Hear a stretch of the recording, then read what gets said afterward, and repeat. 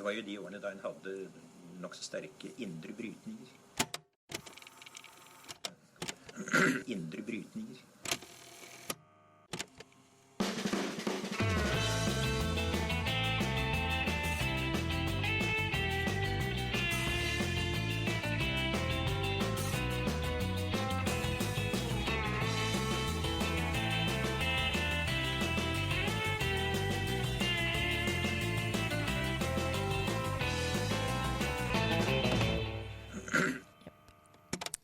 Hei, velkommen til Noen har snakket sammen. Mitt navn Tiril Rustan Halvorsen.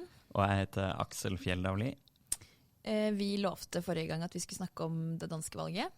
Og det skal vi gjøre. Ja, vi skal faktisk ringe Danmark og spørre. Ja, Hvem det vi skal snakke med?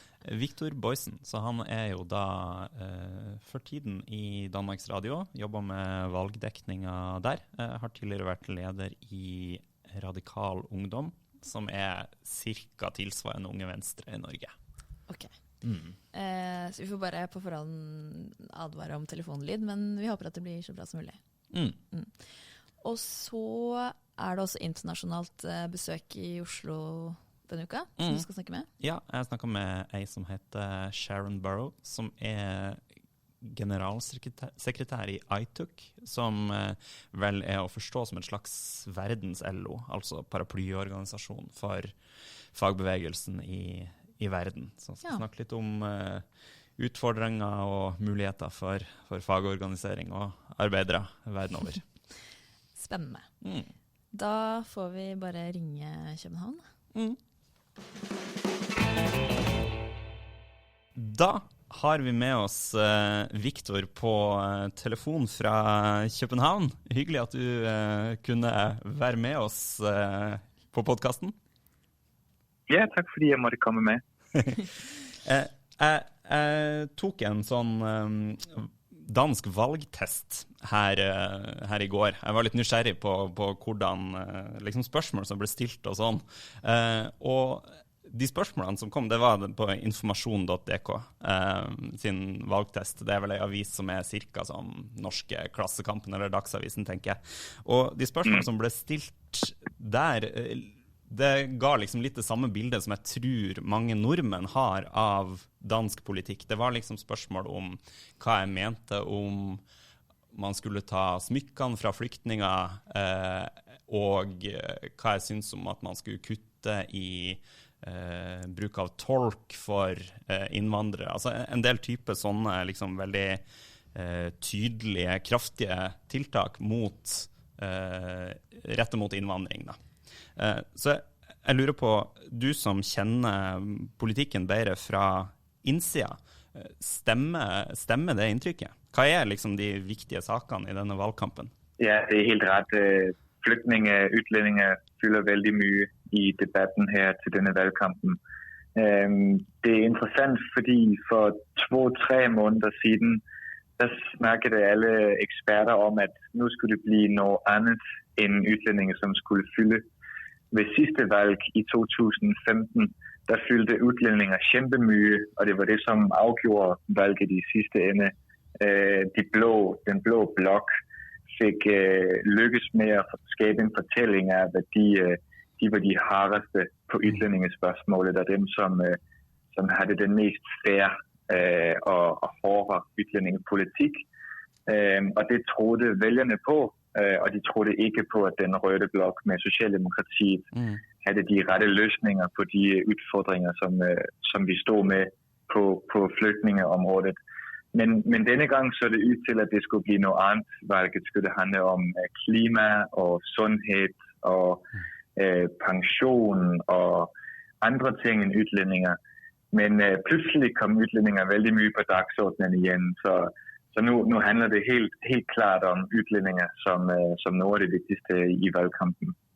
Det jo kanskje litt overraskende på en måte, hvis man tenker at 2015, det var jo også et litt spesielt år med flyktningkrisa, ikke sant, som vi jo merket over hele Europa, og alle ble jo plutselig mye mer opptatt av innvandring med god grunn da. Men du tenker at det like viktig i valgkampen nå som i 2015? Det synes velgerne i hvert fall det Hvis man spør de, kan folk synes viktigst, så er klima det vigtigste for folk. Og det er jo interessant. Det var det ikke i 2015, men det er det nu. Og det vokser også som det vigtigste emne. Men der er mange, der snakker om, at klima ikke er afgørende for, hvordan folk de stemmer. Fordi blandt andet det er vanskeligt at se forskel på partierne. Venstre siger, at de er rigtig grønne, og de har mange ambitioner. Altså Venstre, det liberale parti, og lidt en udgave af det norske højre. De prøver at lukke den flanke, der er på klimaspørgsmålet. Og de ved, at mange unge folk synes, det er kæmpevigtigt med klima. Så de prøver at neutralisere det emne ved at snakke klimaet mye op. Så derfor er der mange eksperter, som tvivler på, om klima egentlig flytter stemmer på tværs af de to blokke. Altså om der går stemmer fra højre til venstre på grund af klimasaken. Det er ikke helt sikkert, at det sker. Til gengæld ved vi, at udlændinger det flytter vælgere fra mellem de to blokke. Så det er kæmpe vigtigt for partierne at kæmpe om de vælgere, som synes, at udlændinger er vigtige, fordi de kan rykkes på, hvad de stemmer på. Og grunden til måske, at udlændinger er kommet så mye på dagsordenen nu, det er fordi, vi har fået et nyt parti i Danmark, som akkurat nåede at blive opstillingsklare. De hedder Stram Kurs, og de er vældig, vældig langt til højre på udlændingepolitikken. De er blevet sammenlignet med nazistiske partier. De mener blandt andet, at man skal have 2 etnisk danske bedsteforældre for at få lov til fortsat at være i Danmark. Så det er jo vældig langt til højre, og for mange et helt uforståeligt parti. Men de har ligesom gjort, at resten af højrefløjen har været nødt til at snakke udlændinger igen, så de kunne minde vælgerne om, at de også havde en hård udlændingepolitik. Sådan så at det nye Stram Kurs ikke bare kunne løbe med alle de indvandrerkritiske vælgere. Så det er helt klart en årsag til, at vi nu snakker så nye udlændinger igen. Mens nå er Dansk Folkeparti mer mainstream, men det er et nytt parti ute på høyre flanke. Er det riktig forstått? Når Dansk Folkeparti er blevet mainstream, så kom der plads ute på højre side af dem. Der var plads til nogen, som kunne være endnu mere ekstreme, fordi Dansk Folkeparti har blivet så vanlige, så normale for folk. Man så allerede for 3 år siden, der kom et nyt parti i Danmark, Nye Borgerlige, som også forsøgte at placere sig til højre for Dansk Folkeparti på udlændingespørgsmålet. De har så været med i 3 år, og så kom Stram Kurs nu, som ligger endda længere yde til højre. Jeg tror både det handler om, at det, der tidligere var længst yde mod højre, har blivet normaliseret af de andre politikere, af medierne, af journalister, af danskerne. Og derfor så har nogle partier tænkt, nu er der plads til nye partier, nye kræfter endda længere mod højre. Men der er også nogen, der peger på, at grunden til, at der var plads til nye partier ude til højre, har været på grund af Dansk Folkeparti. De har lagt en ny strategi, hvor de har prøvet at appellere til Socialdemokratiet i Danmark, for at se, om de kunne pege på dem som statsministerkandidat. Så de kunne vælge på valgnatten, om de skulle pege på Lars Løkke fra Venstre, eller Mette Frederiksen fra Socialdemokratiet, og spille den der midterposition i dansk politik, som Radikale Venstre har spillet i de sidste 100 år. Og der er mange vælgere, som synes, at det var et mærkeligt move, at Dansk Folkeparti skulle begynde at pege på Socialdemokratiet. Og Socialdemokratiet har været i stand til at hente nogle af de vælgere, som Dansk Folkeparti har haft traditionelt set, som tidligere måske var hos Socialdemokratiet, men som i løbet af 00'erne og især ved sidste valg i 2015 skiftede over til Dansk Folkeparti, fordi de synes godt blandt andet om deres hårde udlændingepolitik, men som nu er kommet tilbage til Socialdemokratiet igen, fordi Dansk Folkeparti ved at samarbejde med Socialdemokratiet legitimerede Socialdemokratiets nye skift på udlændingepolitikken, hvor de også er blevet mere højreorienteret. Så der er helt klart nogle vælgere, som nu skifter til andre partier end Dansk Folkeparti, fordi de har kigget mere mod Socialdemokratiet. Og det tror jeg også har skabt rum for, at andre partier kunne markere sig endnu hårdere på udlændingepolitikken til højre for Dansk Folkeparti, end det har været muligt tidligere. Hvordan opfattes Socialdemokratiets konservative eller innvandringskritiske vending av de andre partiene på venstresiden? Jamen det er enormt interessant, fordi de andre partier i den røde blok, de synes jo, at det er kæmpedumt med Socialdemokratiets drejning på udlændingespørgsmålet. Altså at de er blevet mere nationalkonservative i spørgsmålet om udlændinge og flygtninge. Så de står lidt mere alene, de andre venstrefløjspartier, med en liberal og humanistisk flygtningepolitik. Og det bliver jo vældig interessant efter valget, om de kan lykkes de andre venstrefløjspartier med at trække Socialdemokratiet i en mere humanistisk retning, end de har haft hidtil. Det er også noget af det, som højrefløjen i dansk politik har prøvet at fortælle vælgerne, at hvis man stemte på Socialdemokratiet, så ville det blive en mere lempelig, en mere human udlændingepolitik, fordi de vil blive presset af radikale venstre og Enhedslisten og Socialistisk Folkeparti, alle de andre partier på venstrefløjen, til at føre en mere lempelig udlændingepolitik. Og på den måde håbede højrefløjen, at de kunne få nogle af stemmerne fra Socialdemokratiet tilbage over til Dansk Folkeparti eller til Venstre. Men det ser ikke ud til at være lykkes for højrefløjen at skabe det billede af Socialdemokratiet som nogen, der igen vil føre en lempelig udlændingepolitik efter valget. Socialdemokratiet har sagt meget og mange gange, at de bliver ved med at føre en hård, stram udlændingepolitik. Og det billede, det er også i høj grad et, som vælgerne tror på. De tror ikke på, at venstrefløjen lykkes med at trække dem i en mere humanistisk retning. Kan det gjøre noe med radikale Venstres posisjon på partiaksen, som et liberalt parti med et konservativt og stort sosialdemokrati på venstresiden? Kan de på noen måte bevege seg kanskje over mot andre siden, tenker du? Ja, de har jo sagt det, radikale Venstre, at de vil ikke automatisk pege på Socialdemokratiet som statsministerparti efter valget. Men det er svært at se, hvad radikale Venstre har af muligheder. Fordi hvis ikke de skal pege på Socialdemokratiet, så skal de jo pege på Venstre. Og der får de ikke en mere human udlændingepolitik.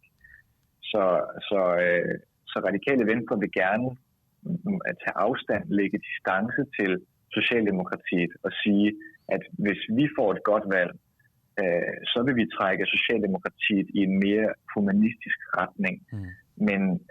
Men det er svært at se, at de har andre muligheder end at forsøge at få Socialdemokratiet til at trække i deres retning. Jeg tror ikke, at vi kommer til at se radikale Venstre forsøge at gå i regering med de blå.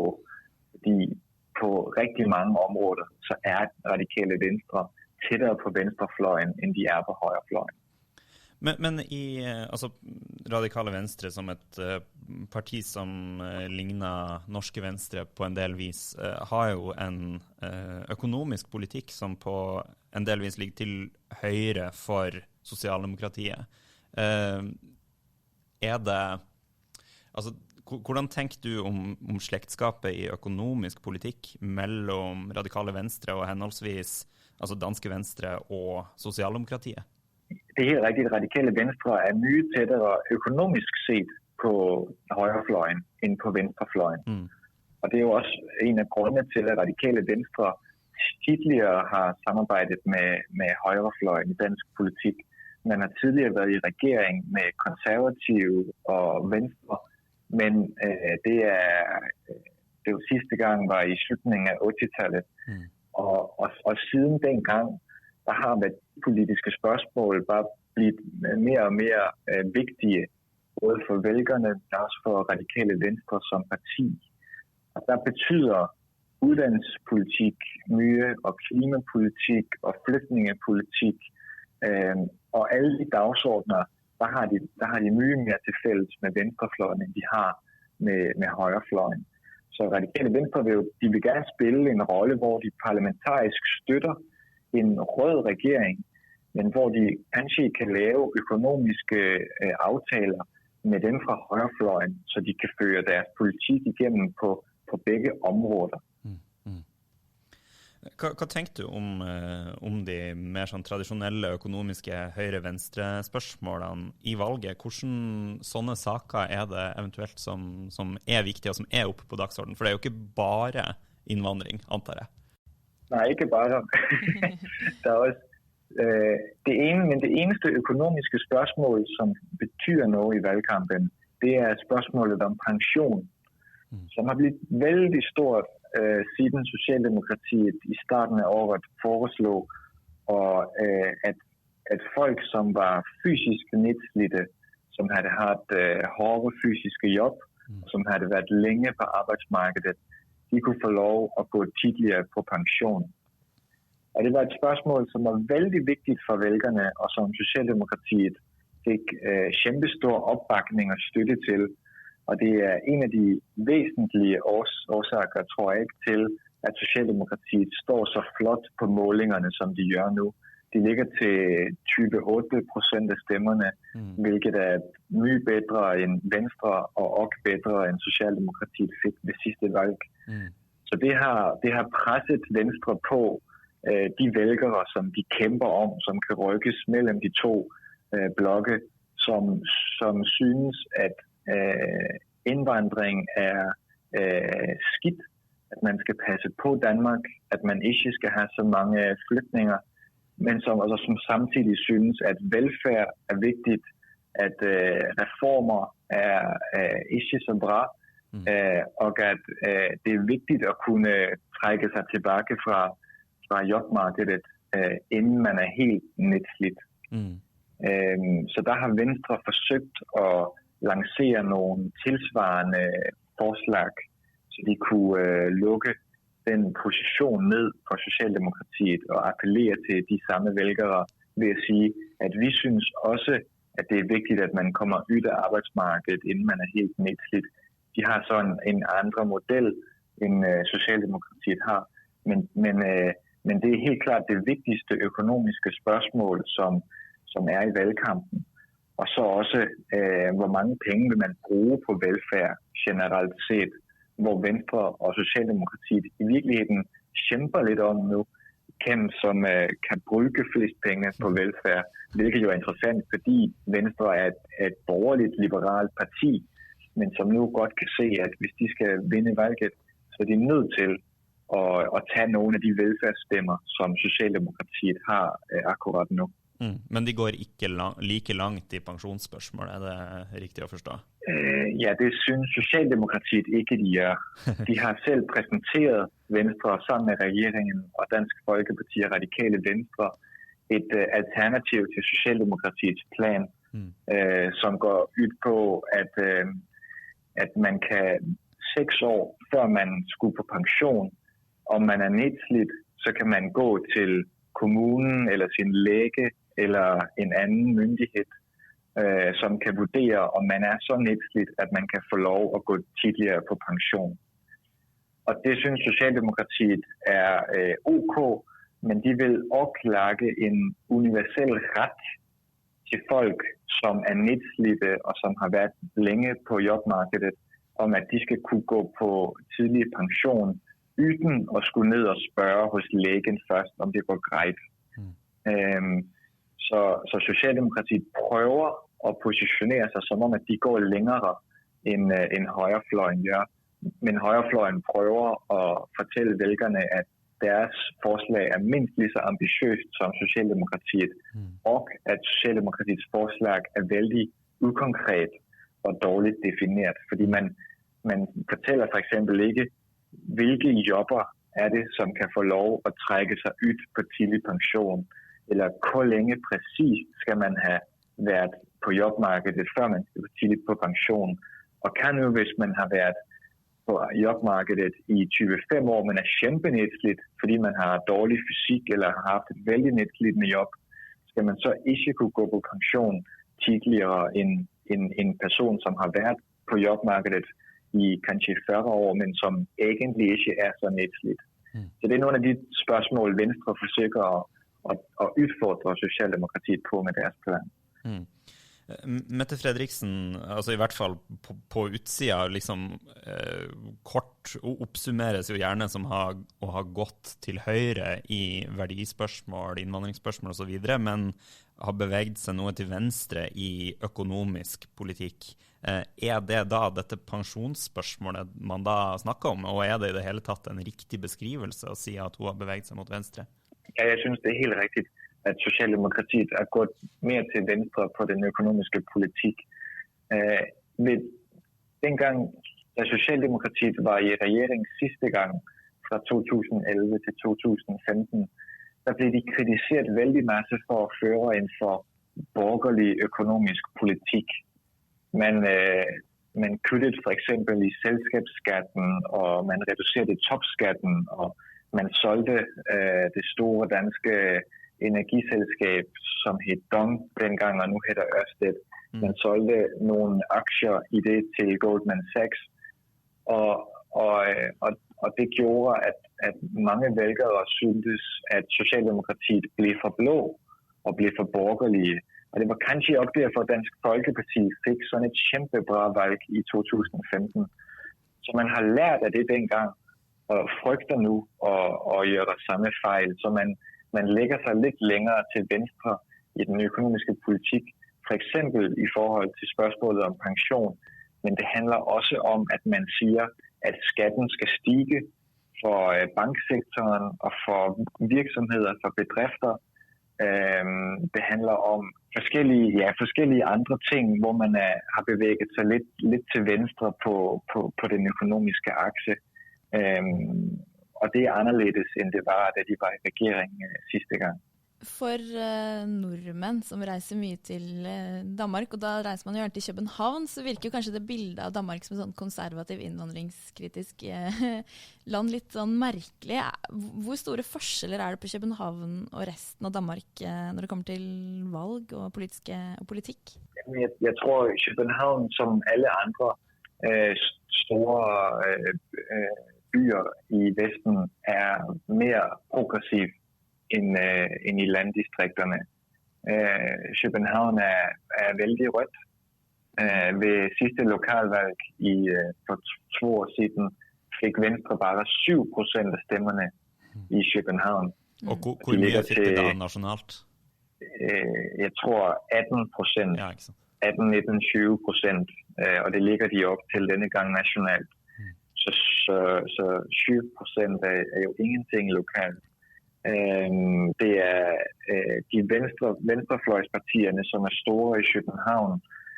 Det er de unge folk, som går på gaden for at demonstrere for klimaet.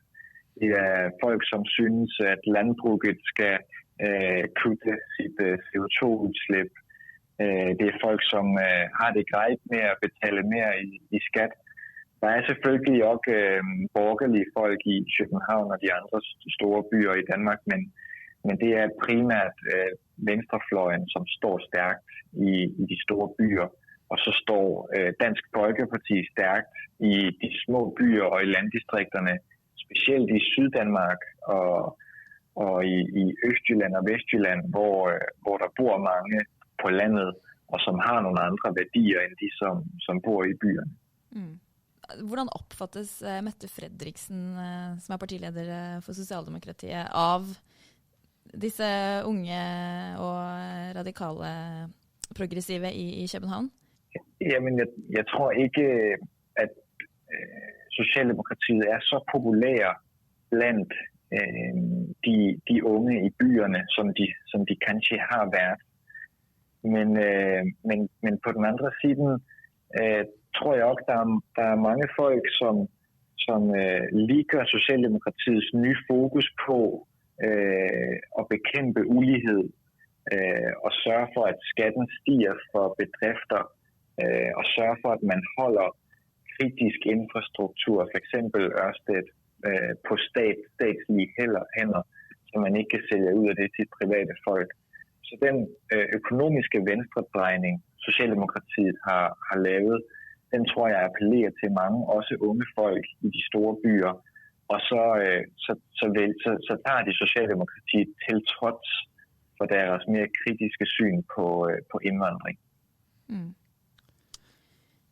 Ja, hvis vi skal se litt fremover da, til etter valget, eller hva er en sannsynlig ny regjering i Danmark? Går det an å si noe om det nå?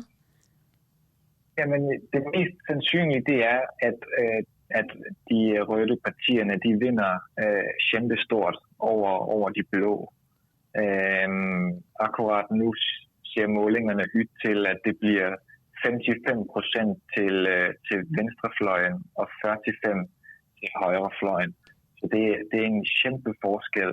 Det kan godt være, at det bliver lidt tættere, når vi kommer nærmere valget, men alt ser ud som, at det bliver venstrefløjen, som vinder dette valget. Og Socialdemokratiet ser ud til at gøre det kæmpebra. Så det mest sandsynlige er, at de kommer til at gøre en etpartiregering, som er i mindretal og som må støttes af andre på venstrefløjen. Men det er ganske vanligt i Danmark, at man har små regeringer, som er afhængige af andre partier. De kommer til at blive støttet af alle partierne på venstrefløjen. I nogle måneder har vist, at venstrefløjen kan lave flertal udenom radikale venstre, fordi Socialdemokratiet står til så stor en fremgang. Og det vil være kæmpespændende at se, kan det gøre ved radikale venstre og den øvrige dynamik på venstrefløjen. Fordi så kan de jo føre en markant mere venstreorienteret økonomisk politik, hvis ikke de behøver at have radikale venstre med på laget. Men jeg tror nu alligevel, at de bliver afhængige af radikale venstre. Og så er spørgsmålet jo så, kan de egentlig blive enige om der alle på venstrefløjen?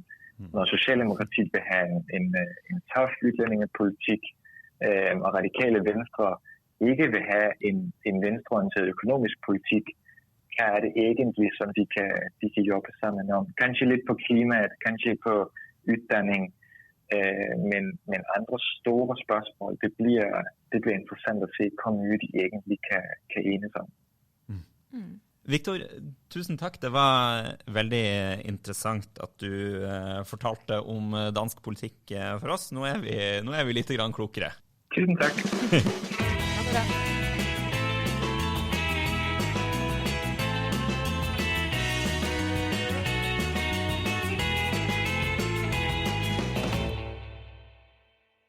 Shamro, nice to have you here. Good morning. You are participating in a panel here at the Business for Peace conference here in Oslo called Imbalances. That is the first panel. One of the perspectives on this word imbalance that comes from the left is that there is a growing imbalance between the power of labor and capital on a global scale. Do you share this view? There's a global imbalance between workers and the multinational corporate model that is a model of inequality by design, and it needs to be changed. But there's also a power imbalance between government and multinational companies. If you look at some of the multinational companies today, they were created as a model that is by design, as I said, one of inequality, because the profits are based on a low wage, insecure, often unsafe model of work. And the supply chains are obscured through tiers and tiers of contracts. So even today, you have now informal work and modern slavery appearing in our supply chains. And it's incredibly precarious. People are, simply struggling to get by, yet all of the profits from the multinationals have created a world where we're 3 times richer, but none of it's being distributed to the people. But governments themselves, as I said, are cowered by the power of big business, and The traditional model has been difficult enough to see governments act to regulate effectively. So you see the decline in collective bargaining, you see the fight from the business world against minimum wages on which you can live with dignity.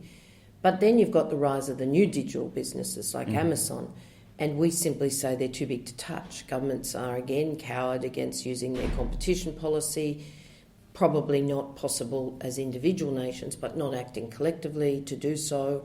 So you have, like the old resource companies, you have new mining companies, data mining in this case, where regulation largely doesn't exist.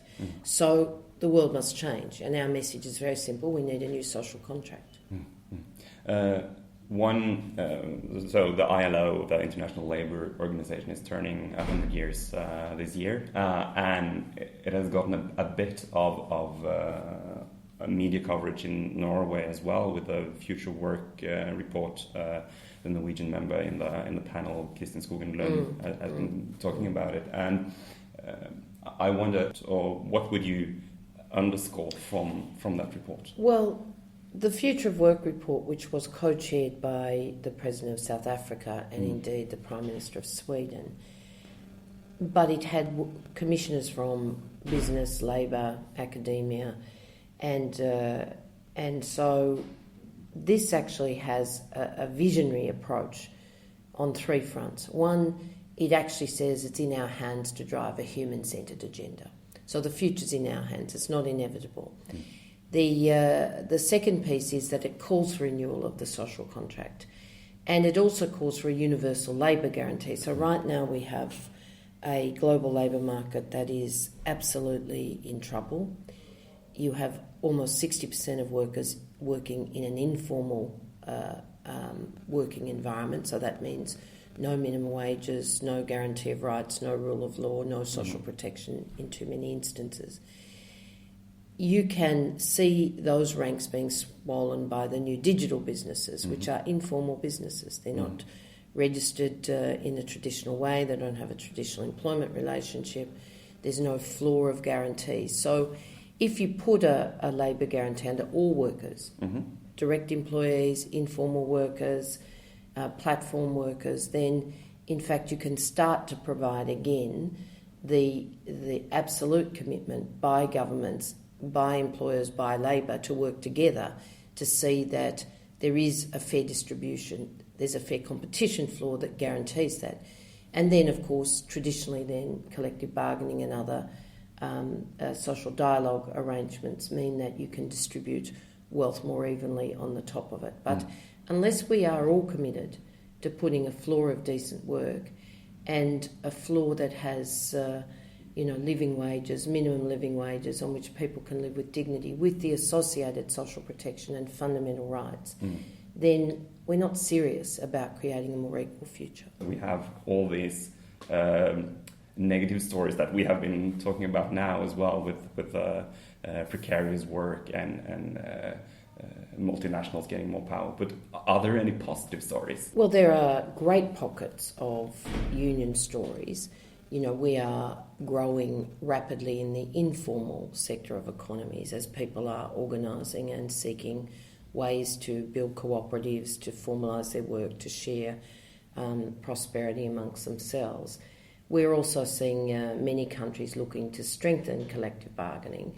So I can point to good news stories. On the Just Transition Centre, we have an office based here. We work with the ILO and the unions around the Nordic countries, but also around the world. And we have increasingly got agreements.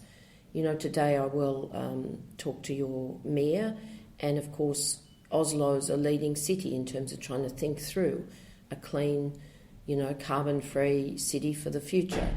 But these things are only possible if we're committed to jobs, decent work, and indeed fundamental rights and social dialogue and collective bargaining. And sadly, too many countries are not, because of the opposition of what I call the American corporate model, which is simply to deny any kind of freedom of association in the interests of their own business model that's all about profits and suppressing wages. We have really good emerging agreements that are guarantees that we won't leave people behind as we move from a fossil fuel-driven economy. So when you look at Germany, when you look at Canada, there's a Just Transition Commission in Scotland. We've got work going on in Nigeria. If the Labor Party wins the election in Australia on Saturday, they've committed to a Just Transition Authority, a statutory authority. So there is an understanding that we won't deal with climate if we don't actually look to make sure people are included in the future. And that means a just transition from their current environment. But this will affect every sector. So if the fundamentals of the global labour market are not fixed now, we won't deal effectively with just transition for either climate or for technologies. And when people feel despair, they're angry and they don't trust people. And that's now affecting our democracies as much as it is indeed our workplaces. Thank you. Thank you.